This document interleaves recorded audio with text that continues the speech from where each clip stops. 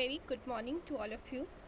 So, question for the day today is we have taken from NBHM 2023. This is the question given to us. F of x is an arbitrary non-constant entire function. Non-constant entire function we have given, ठीक है, on a complex plane. Now we have given two statements. First is it is possible for f(x) not to take any real value. In other words, the image of fz could possibly be attained in C upon R. It means her complex number R को छोड़ के, R वहाँ पे नहीं होगा, ठीक है. तो अब आप देखो यहाँ पे हमारे पास दिया है कि ये हमारा कॉम्प्लेक्स नंबर होना चाहिए, ठीक, नॉन कांस्टेंट एंटायर फंक्शन होना चाहिए. और अब हमें बताना है कि fz है वो कोई भी not to take any real value, वो कोई भी रियल वैल्यू नहीं लेगा अगर उसकी इमेज जो है वो ये छोड़ के जाए, ठीक है. तो लेट मी सॉल्व. अब हमारे पास दिया है कि जो हमारा fz है वो क्या है, नॉन कांस्टेंट है. ये एंटायर फंक्शन है, नॉन कांस्टेंट एंटायर फंक्शन हमारे पास गिवन है, ठीक है. एक मिनट, क्या होगा, ठीक है. अब यहाँ पे हमारा जो fz है उसकी कोई भी रियल वैल्यू ले सकता है, ठीक है. लेकिन यहाँ पे लिखा है कि कोई भी रियल वैल्यू, फर्स्ट ऑप्शन में कोई भी रियल वैल्यू नहीं होगी.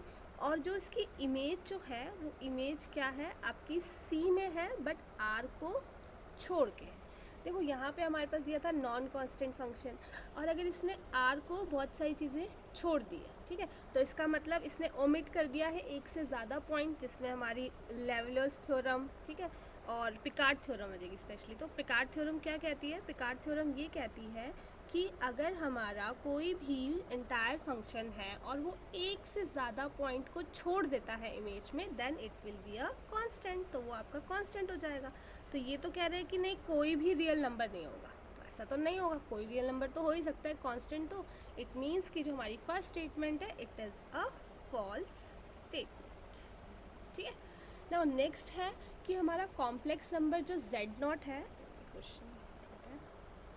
हमारा जो कॉम्प्लेक्स नंबर z0 है is called a local minima of fz if, अगर ये हमारा बाउंडेड है एक पॉइंट पे, for all z in open set u around u not z0. Okay, ठीक है. तो हमें ये बताना है कि ये मिनिमम होगा या मैक्सिमम, ठीक है.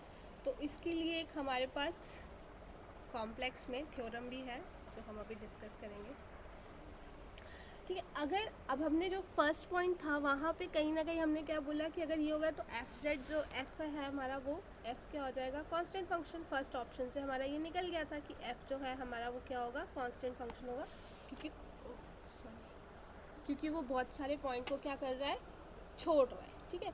तो सेकेंड पार्ट एक कॉम्प्लेक्स नंबर z0, ठीक है, एक z0 की बात कर रहे हैं ये पर्टिकुलर की, वो हमारा लोकल मिनिमा कॉल बुलाया जाएगा, और वो क्या होगा, एक तरह से f और ये बाउंडेड है. तो कहीं ना कहीं ये भी हमें डायरेक्शंस दे रही है कि ये कांस्टेंट फंक्शन की ही बात कर रही है, ठीक है.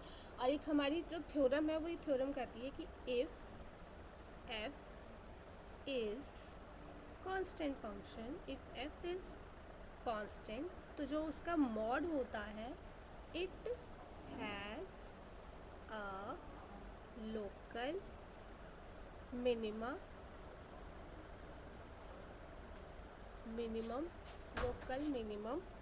Eight any point of whatever the interval given to, ठीक है. और अगर कांस्टेंट नहीं होता है तो क्या होता है, वो जो z है वो इस इंटरवल में एग्जिस्ट करता है. अगर वो कांस्टेंट है तो वो उस पर्टिकुलर पॉइंट पे आएगा लोकल मिनिमा. लेकिन अगर वो नॉन कांस्टेंट फंक्शन है तो कहीं आएगा, वो x कहीं उसके बीच में आएगा, ठीक है. तो दिस सेज कि हाँ जो हमारा सेकंड ऑप्शन है हमारा कि जो कॉम्प्लेक्स नंबर फॉर सम, तो वो जो z0 है दैट इज़ इक्वल्स टू 0 और वो आपका कांस्टेंट. तो यस, ये हमारा कांस्टेंट फंक्शन आ गया and this statement is our true statement. So thank you so much.